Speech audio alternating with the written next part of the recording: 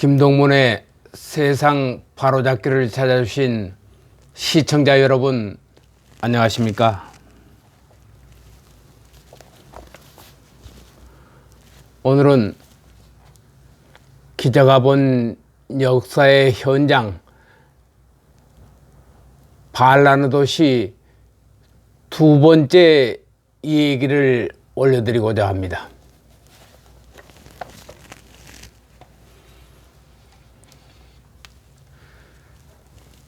(1980년 5월 19일) 낮 12시 40분께 제가 출근을 못하고 다시 되돌아온 사무실에 전화벨이 요란하게 울리더군요. 전화를 건 사람은 저희 신문사 서울지사 국무총리실을 출입하고 있는 오세성 부장이 제게 걸려온 전화였습니다. 김 차장, 빨리 대피하시오. 총리실에 들어온 전원은 광주 지역 방송국은 물론 우리 신문사도 비습되어 불에 타고 있다는 것이오. 지사 간판도 내리고 신분증도 숨긴 채 빨리 피신하시오라는 오 부장의 격앙된 음성과 함께 전화가 끊겼습니다.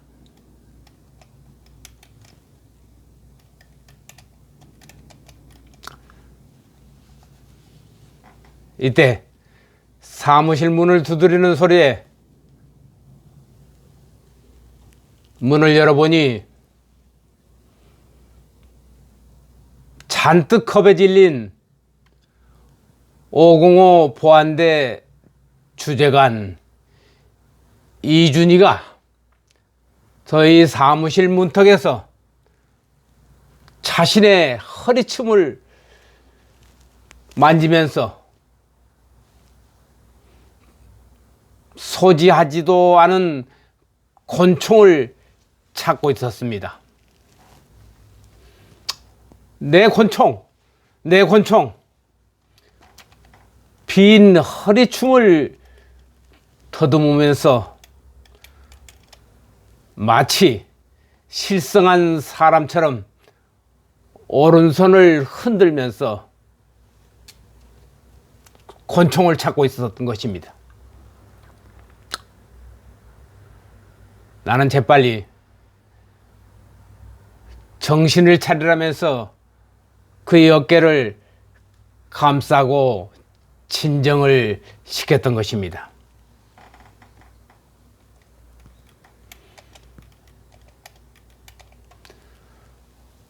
옆에 있던 친구 박 경장이 건네준 냉수 한 컵을 단숨에 들이마신 그는 첫마디가 김대중의 내란 폭동이야 외치며 정신없이 여기까지 도망쳐온 경위를 설명했습니다.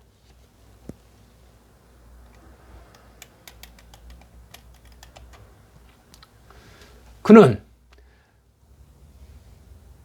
나주군청 군수실을 찾아가서 유이창 군수를 금성산 5포대로 피신토록 한 후에 군청 정문을 나서는데 몽둥이와 강목을 든 20여 명의 청장년들이 군청 앞에 게시판 앞에 모여 있고 그 중에 낯익은 30대 후반의 대장격인 듯한 자가 쥐를 하고 있었는데 그는 나주 사람이 아닌 한평 사람으로 김대중의 지지자로 재야 활동을 하고 있던 사람이며 한평에서도 공공기관을 떠돌며 활부 책장사를 하며 본인과는 평소에 호영호재하던 사이인데 이날따라 몽둥이를 들고 20여 명의 젊은이들에게 호의를 받으면서 어이 보안대장 어디를 가는가? 라며 정색을 하기에 이에 놀라서 500m 거리인 이곳까지 2km나 골목길을 헤매면서 줄다름쳐서 오는 바람에 사무실 앞에서 정신을 잃을 정도가 된 것입니다. 나는 이준희에게 금파 무기고가 나주경찰서 금성동 파출소 금파 무기고가 조금 전에 피습된 경위를 알려주었고 그는 예비군 대대장과의 전화통화에서 들려온 소식은 충격과 함께 엄청난 일이 벌어지고 있음을 알 수가 있었습니다. 피습당한 무기고에는 M1 칼빈 소총 1600여 정,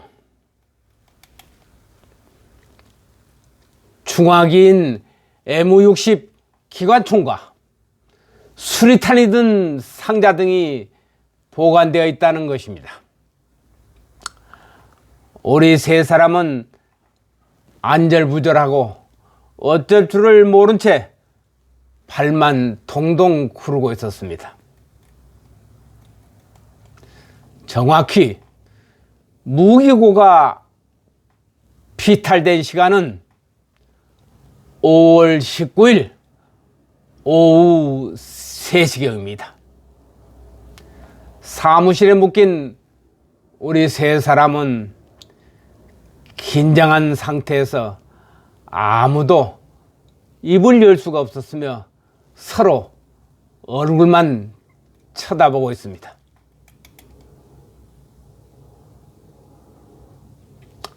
이때 전화 소리에 수화기를 들고 보니 서울지사 오세성 부장의 전화였습니다. 김 차장, 긴급 상황이요. 지금 광주 본사가 불타고 있고 본사 식구들도 이미 철수했으니 김 차장도 빨리 대피하시오. 청천벽력 같은 소식에 우리 세 사람은 기겁을 했습니다.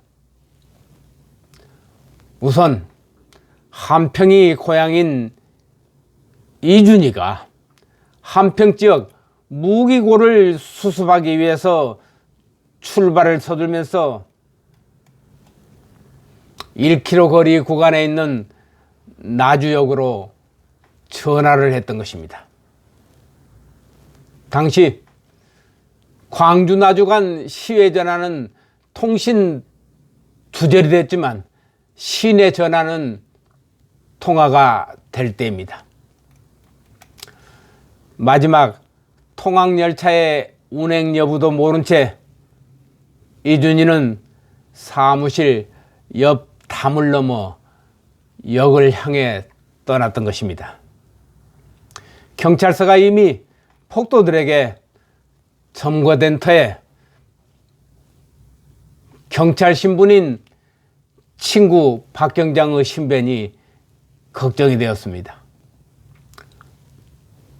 그의 집은 나주읍내에서 4km쯤 떨어진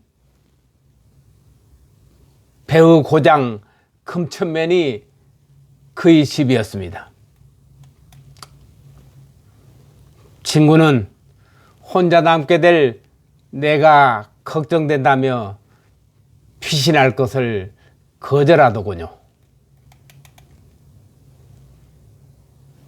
이때 요란한 발자국 소리와 함께 뜻밖의 손님들이 찾아왔습니다. 마치 피난민의 행렬처럼 편집부 이정식 차장의 일가족 5명이 젖먹이까지 아는 채 황급히 사무실로 들어서더군요. 초등학교 교사인 부인은 3살 젖먹이를 등에 업고 양손에 가방을 든 모습이 영락없는 피난민의 모습이었습니다. 이 차장 일가족의 모습에서 나는 광주가 심상치 않다는 사실을 알게 된 것입니다. 광주의 소식을 들을 겨를도 없이 부인과 애들을 300여 미터 지근 거리에 있는 저희 안집으로 안내한 후에 광주의 사정을 차분하게 들어봤습니다.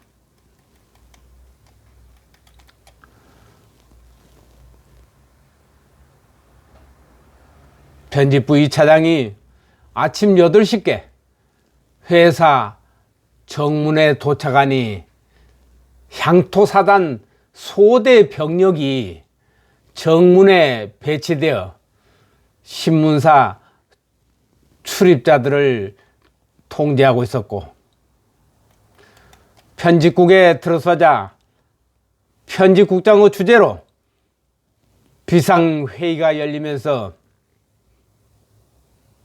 한상훈 부사장님의 최종 결정에 따라 19일자 신문 발행이 중단되고 전 직원은 일체의 신분을 숨기고 각자 집에서 대기하라는 지시를 받았다고 합니다.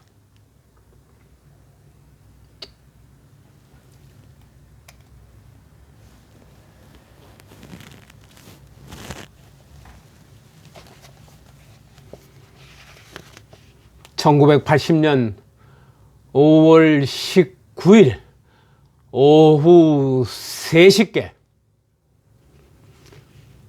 당시 38개 무기고 가운데서 단 한 개소인 나주 예비군 대대 무기고에서 비탈된 무기가 무려 1,700여 정, 전체 비탈된 무기 5,800여 정 가운데 20%를 차지하고 있는 대형 무기고였습니다.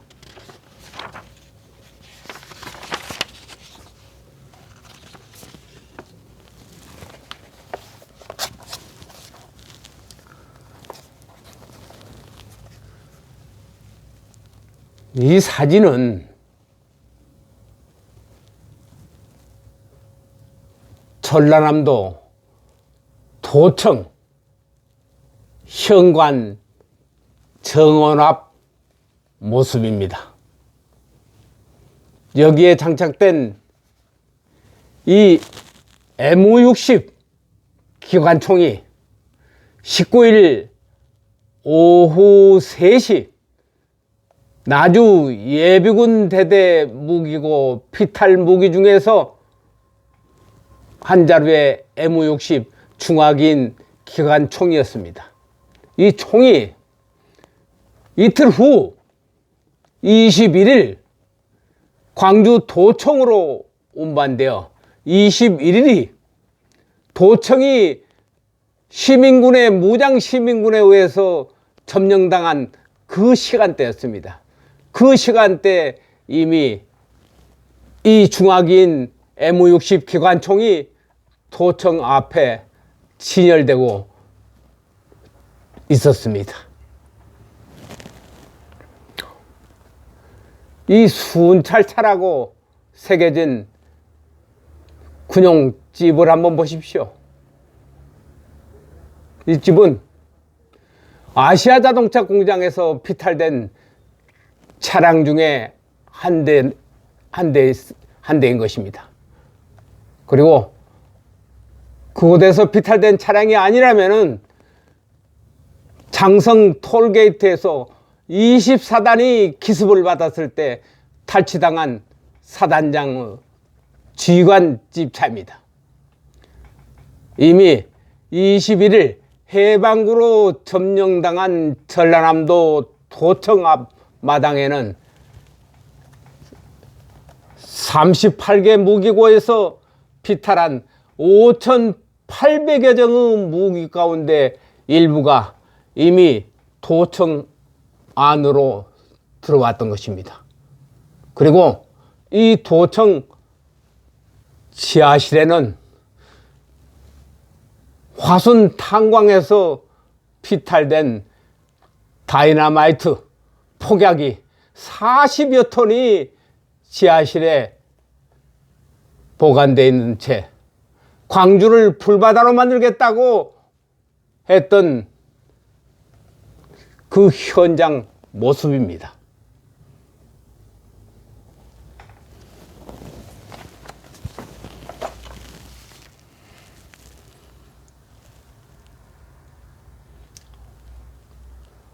오늘은 40년 전 기자수첩에 새겨놓은 현장의 모습 두 번째 이야기를 여기서 마치겠습니다. 감사합니다.